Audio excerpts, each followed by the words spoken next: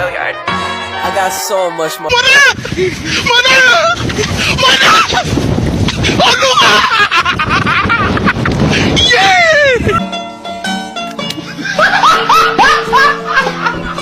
Are you ready, kids? Aye, aye, Captain! I can't hear you. Aye, aye, Captain! Oh!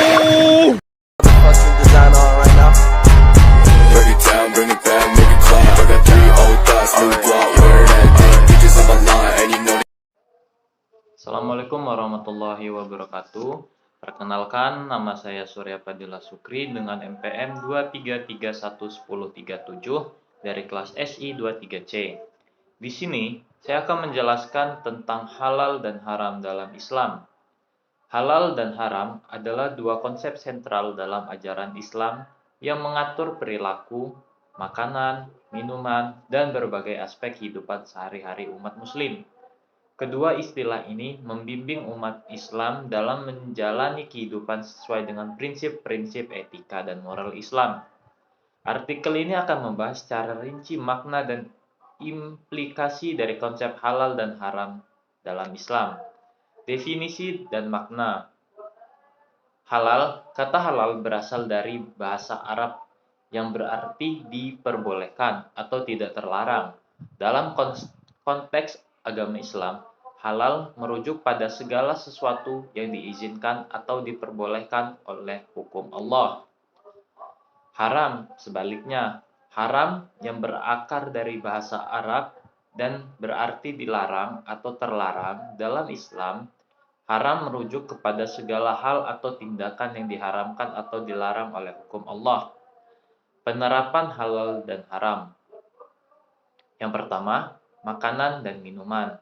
Halal, makanan dan minuman yang dinyatakan halal adalah yang memenuhi kriteria tertentu sesuai dengan ajaran Islam.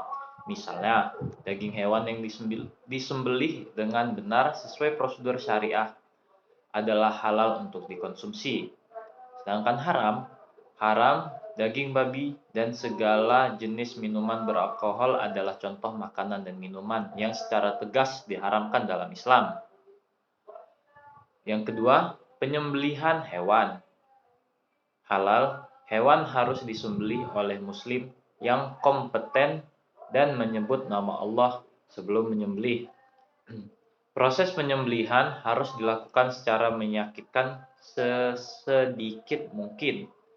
Haram, hewan yang disembelih tanpa menyebutkan nama Allah atau dalam keadaan mati sebelum disembelih dianggap haram. Yang ketiga, keuangan dan transaksi. Halal, penghasilan dari usaha yang tidak melanggar prinsip-prinsip Islam seperti bisnis yang tidak melibatkan riba atau praktik haram lainnya.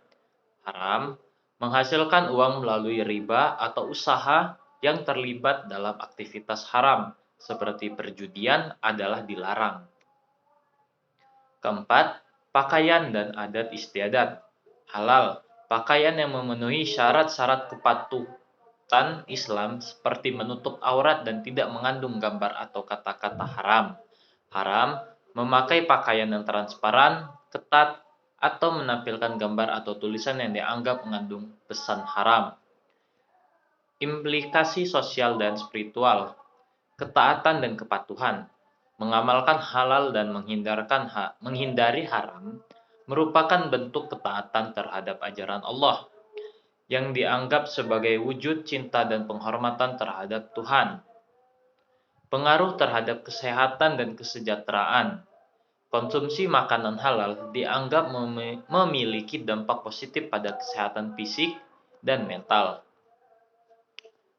Sementara menghindari makanan haram menghindarkan dari resiko potensial. Selanjutnya, pembersihan jiwa dan spiritual. Mematuhi aturan halal dan menghindari yang haram dianggap membantu membersihkan jiwa dan memelihara kesucian spiritual. Dalil halal dan haram.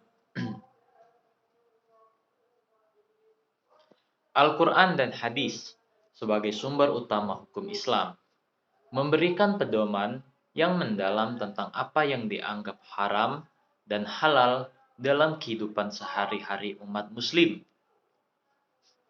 Salah satu contoh dalil Al-Quran tentang haram adalah dalam surat Al-Baqarah surah kedua ayat 173 yang berbunyi, "Sesungguhnya Allah hanya mengharamkan bagimu bangkai, darah, daging babi, dan binatang yang ketika disembelih disebut nama selain Allah. Tetapi barang siapa terpaksa memakannya tanpa menginginkannya dan tidak pula melampaui batas, maka sesungguhnya Allah Maha Pengampun lagi Maha Penyayang." Quran Surah Al-Baqarah surah kedua ayat 173. Ayat ini dengan tegas menyebutkan beberapa hal yang dianggap haram, termasuk konsumsi daging babi dan darah binatang. Di sisi lain, ayat-ayat lain di Al-Quran memberikan petunjuk mengenai makanan dan minuman yang diizinkan atau halal, seperti dalam surat Al-Ma'idah, surah kelima ayat 3, yang menyebutkan, "Hari ini telah kusempurnakan untuk kamu agamamu, dan telah kucukupkan kepadamu nikmatku, dan telah kuridhoi Islam sebagai agama bagimu." Hadis juga memainkan peran penting dalam memberikan panduan mengenai hukum halal dan haram. Sebagai contoh, dalam koleksi hadis Sahih Bukhari, Nabi Muhammad SAW menyebutkan banyak hal yang dianggap haram, seperti alkohol, riba atau bunga, dan daging hewan yang disembelih tanpa menyebut nama Allah. Penting untuk memahami bahwa dalil-dalil ini hanyalah contoh dan ada banyak lagi ayat dan hadis yang memberikan petunjuk lebih lanjut tentang halal dan haram dalam berbagai konteks. Adalah bijak untuk mencari pengetahuan dan pemahaman dari ulama atau sumber-sumber terpercaya dalam Islam untuk memahami lebih dalam mengenai hukum-hukum ini. Sebuah dalil tentang konsep halal dan haram.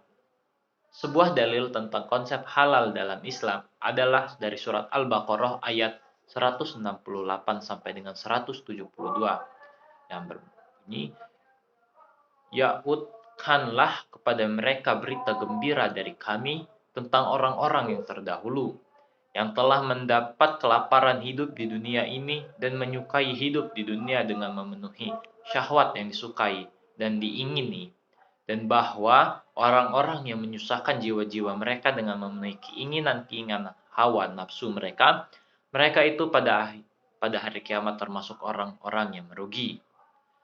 Orang-orang yang merugi ialah orang-orang yang tidak beriman kepada ayat-ayat Allah dan tidak mau menemuinya dengan mata kepala sendiri.